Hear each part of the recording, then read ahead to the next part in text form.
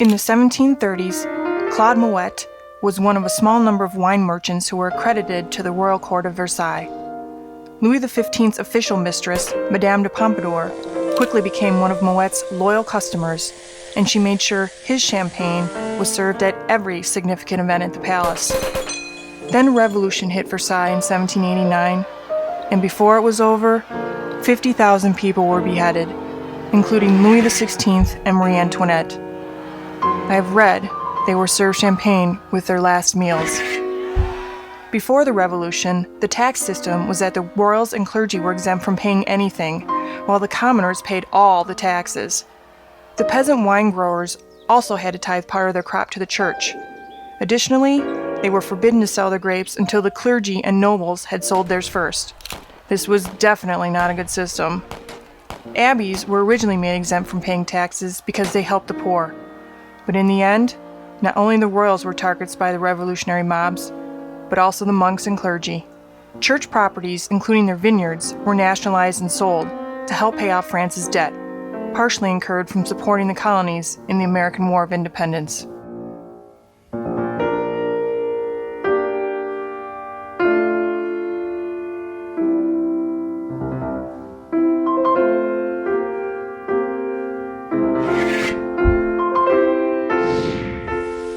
Prior to the French Revolution, the patronage of the royals helped put Champagne on the map.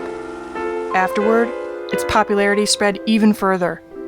Moët and Chandon was a big reason for this. You will soon learn why. Today, it is the largest producer of champagne, and its non-vintage Brut Impérial is the best-selling champagne in the world.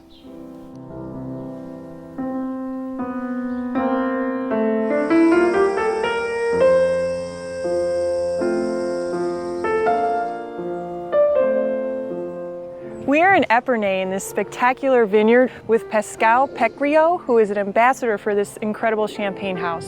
It's absolutely, words don't begin to describe. It's so breathtakingly beautiful, and I'm very honored to be here with you today. Can you tell us about the beginnings of your champagne house? Yes, of course. It started a long time ago, by the way. Champagne had just been invented at the end of the 17th century, and our founder, Claude Moët, started a wine business in 1717. He settled in the city of Epernay, just behind this hill, and the business really developed with his grandson, Jean-Rémy Moët. Jean-Rémy Moët left a huge imprint here in this place, which is in Côte des Blancs. He purchased a large part of the land around here, and probably that the development of the Maison, which became the leader in Champagne at this time, was linked to the general history of France and to the French Revolution and to Napoleon I.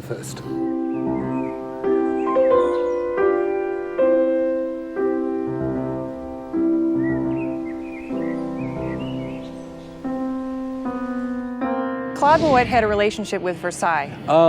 Yes, of course. Well, we don't have any written proof about it. What we know for sure is that he had great clients.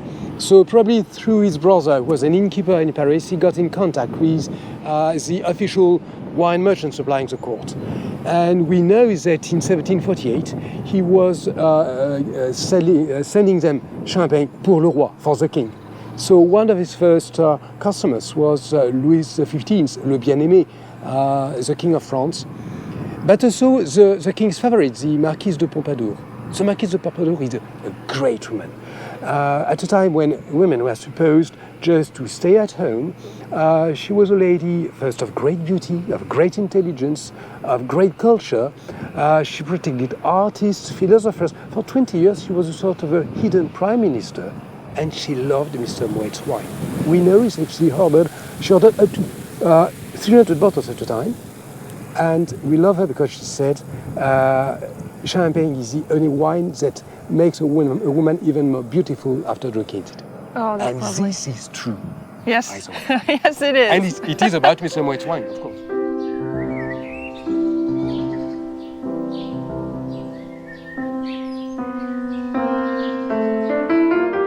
Why do we see so many different sized plots of land? So it's something which started at the time of Jean-Rémy Moët, at the time of the French Revolution. because during the French Revolution, a lot of estate belonging to the church and to the nobility was confiscated and sold, and to allow many people to have access to them, it was split into rather small plots of land. Just think the whole of Champagne now, it's around 85,000 hectares. Acres, 85,000 acres, and it is made of no less than 260,000 plots of land. Wow. And you can see this from here. But it is a great asset for us, because when we make champagne, we make a blend, by the way, of grapes coming from different villages, different grape varieties, different plots of land, and even different years. So what seems to be a problem actually is a fantastic resource. How long does the harvest typically last? Well, usually 3 weeks, 2 to 3 weeks. It's very long for two reasons. The first one is that it's done only by hand. So we need a lot of people. For Moët and Chandon, for example, we need some 2,600 people. Wow. So everybody is welcome in September. And by the way, it's very important for me because I met my wife a long time ago when we were picking the grapes together. Oh, that's beautiful. Yes. Oh, very nice. But there is also another reason for making it rather long, which is that all the grapes are not ripe at the same moment, because it's different grape varieties in different villages. And it's the official date for starting the harvest is spread sometimes on a period of 14 days. After, it was a fast in one given village, because the grapes have to be picked exactly when they're ripe. What makes a great vintage year? What kind of growing conditions?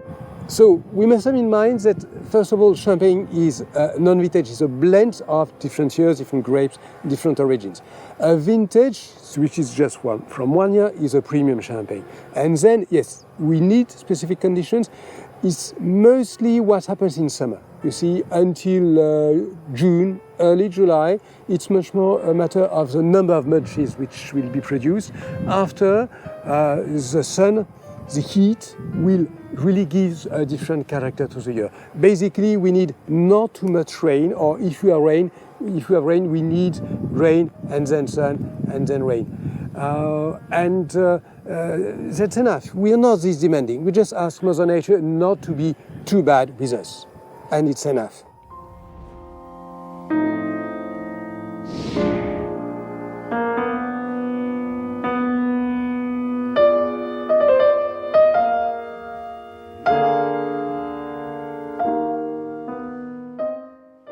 It is really, really impressive to see the number of bottles down here. Was it like this during Jean Moët's time? Nearly, because there's something very important about his time, which is that it was a moment when luxury ceased to be made of unique pieces, but it was a time of industrial development when it was possible to create luxury, perfect items in large quantities. And it is just at the time of Napoleon I that we had the first industrial exhibitions in France to show what French industry could do. And Jean Moët understood this. But this meant that he had to give himself all the resources to make great champagne in large quantities for the time. This meant having large vineyards, but also having very large cellars, very long galleries dug out to age, to mature the wines. Napoleon and Jean Remy had a wonderful friendship. Yes, it's a long story because Napoleon came at least 5 times, and at the beginning he was not even emperor, he was still first consul of France. And I think they really developed a mutual esteem and respect. This plaque is a very good example of this. It is a memory of one of Napoleon's visits, probably the most famous one, because it was in 1807, maybe I can translate, coming back from France after signing the treaty in Tilsit. Napoleon the Great, Emperor of the French, visited the cellars led by Mr. Jean-Remy Moët on the 26th of July, 1807. And so it was not just making just a stopover in Épernay, because it was very convenient on the way to the east. It was really having some time to spend with a man he respected as the mayor of Épernay, as a great businessman, to the point that on his last visit in 1814, he gave his own cross of the Légion d'honneur to Jean Moët, and surprisingly enough, not as a mayor, but as for the achievement he made as a wine merchant for the Pride of France worldwide.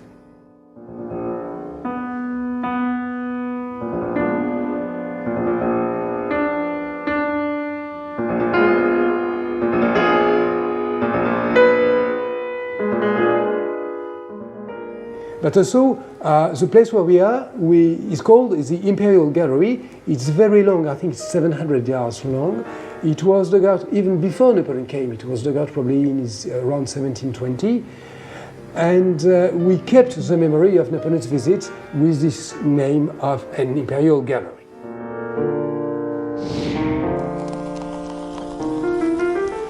I have another business question. When did champagne turn from being a product into brands? Well, it is exactly at the time of Jean-Remy Moët, because he understood that the point was not just to sell wine just a mention of the origin. At this time, his predecessors or competitors were selling Ailly Mousseux, Cidry Mousseux, sparkling wine from Ailly or from Cidry, from one given village. He understood that if he really wanted to express luxury as well, he should sign the product, put his name on it. And this is the beginning of a brand. Moët and Chandon is first of all the name of two families, Mr. Moët and then his son-in-law, Mr. Chandon, who are proud to put their name on bottles. And his vision was just luxury, but also he understood that it was not just a point to make good champagne, but to make champagne which consumers would love. And then the principle was to make a consistent style, always the same type of wine, and this made sense to have a signature which was his name and not just an original product.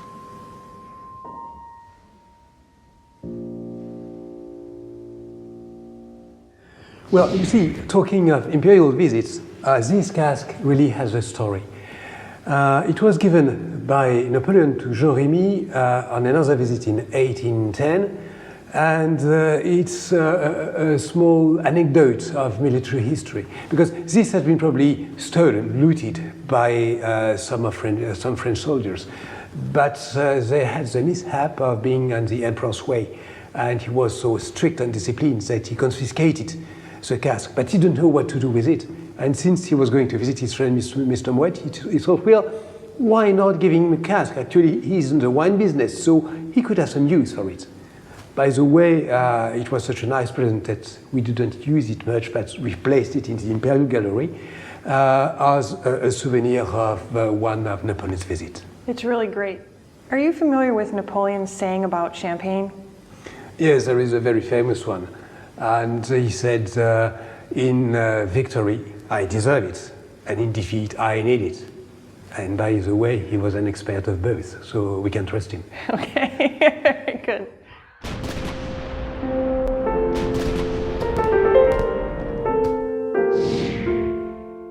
So this lounge, as we call it le Salon Vert, or the Imperial Salon, is very important for us because it is the nicest room in Mr. Moët's private residence, where Napoleon spent the night on every visit he made to Mr. Moët. So in 1807, 1810, 1814, for example. And we've kept it as it was at the time with the furniture. And of course, we've kept the green color, which is the imperial color.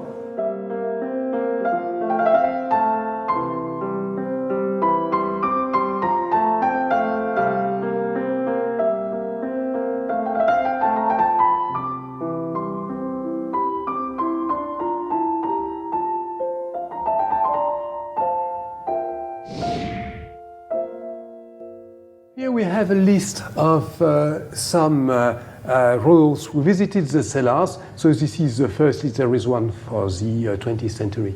And you can see names such as Napoleon I, his brother King of Westphalia, the kings of Bavaria and Saxony, the Czar Alexander I, Francis II, Emperor of Austria, the kings of Prussia, the king of the Netherlands, at the time it was just Prince of Orange, Duke of Wellington, but also Prince Metternich, who was the main minister in Austria, Princess Stephanie from Baden in Germany, and some French royals.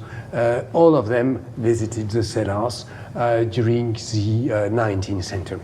Were there any shipments to America? Oh, yes, actually, our first shipments to America were in 1787. And at first it was shipped to an agent, but we had direct consignments in 1790 to George Washington because he wanted to have it delivered directly to his cellar. Jean-Remy Moët was the mayor of Epernay, and he wanted to entertain his guests in style and properly, and thus he had this exquisite building constructed. Yes, you see, when he had visitors like Napoleon, it was not a problem. But the problem was his escort, because it meant many, many people. And so the first thing he did was to add 2 wings to his private home. And they were on the other side of the street because there was no space left. And so he needed to have a backdrop here. And for this, he thought that he should need somebody exceptional to help him, and this was Jean-Baptiste Isabey. Jean-Baptiste Isabey was Napoleon's favorite miniature painter, but also he was a man who had a sense of staging. He staged Napoleon's coronation, for example. And he took his inspiration from Versailles, from Trianon.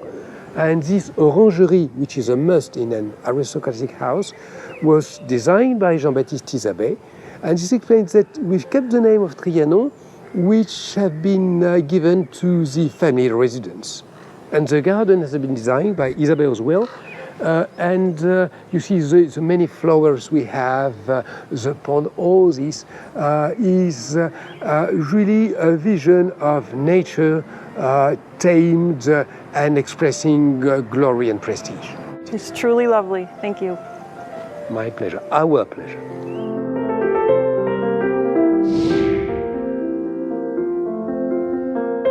Apart from the kings and emperors who visited here, were there any others who came? Yes, because unfortunately they came with their armies. Their officers and their soldiers were not as polite as their sovereigns, which means that they looted the cellars. And at first, for Jean-Remy Moët, it was a disaster, but he realized that it was not this bad. And he said, those officers and those soldiers who are ruining me now by looting my cellars will make my fortune later, because when they go back home, they'll need my champagne and they'll be my best agents and ambassadors. And actually, this is what happened. And that helped spread Moët around yes. to other countries. Yes, so we had more customers in Austria, in England, in Russia, in Prussia, all over Europe. The troops effectively helped spread champagne throughout Europe as a result of Jean-Remy's attitude, positive attitude. He turned a setback into a setup, and it worked great. Exactly. You see, he was a businessman, and he understood that it was just free sampling. Okay.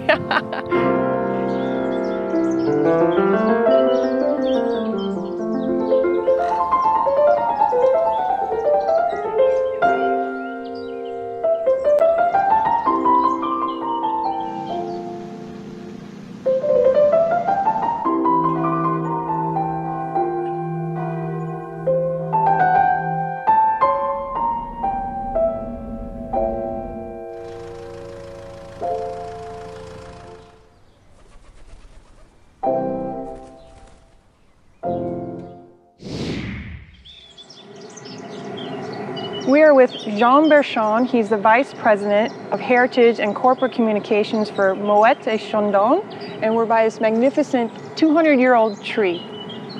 So this tree is very important in the history of Moët and Chandon because at the time of Emperor Napoleon, the tree existed already. You can see it on the paintings of that time.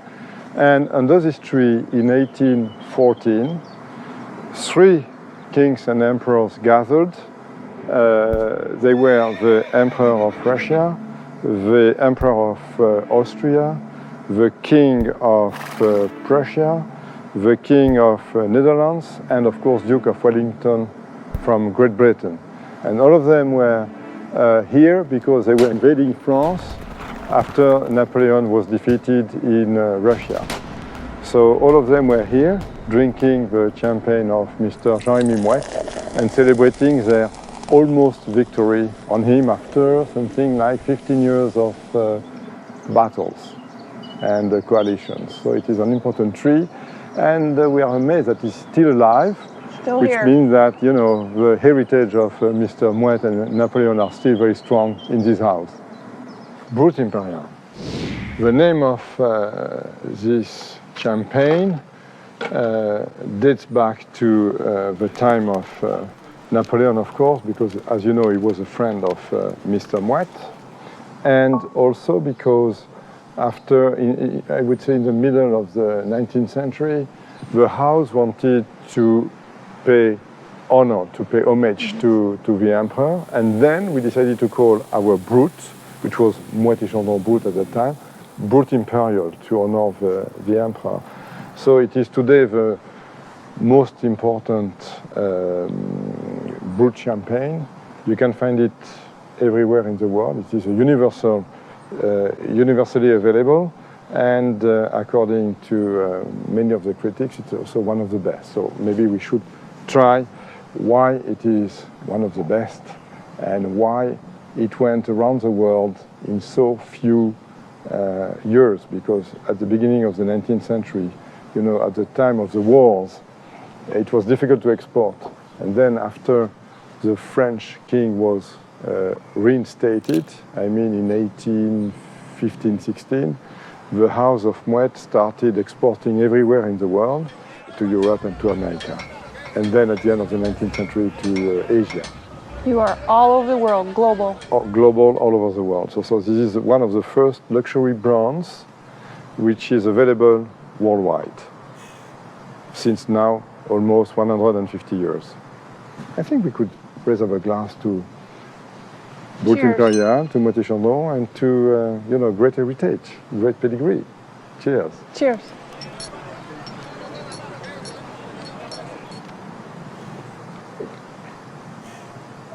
Superb. Delicious. By the way, it is made from grapes coming from more than 60 or 70 different villages from Champagne, because having been created in 1743, Moët and Chandon has the most important vineyard here in Champagne, more than 2,000 acres. And to make a fine champagne, you need to get the finest grapes on the different districts of the Champagne area. So we are happy enough to be able to bring some, in this blend, grapes coming from all over the Champagne region. It's excellent. Hence It really is. its complexity and finesse and elegance.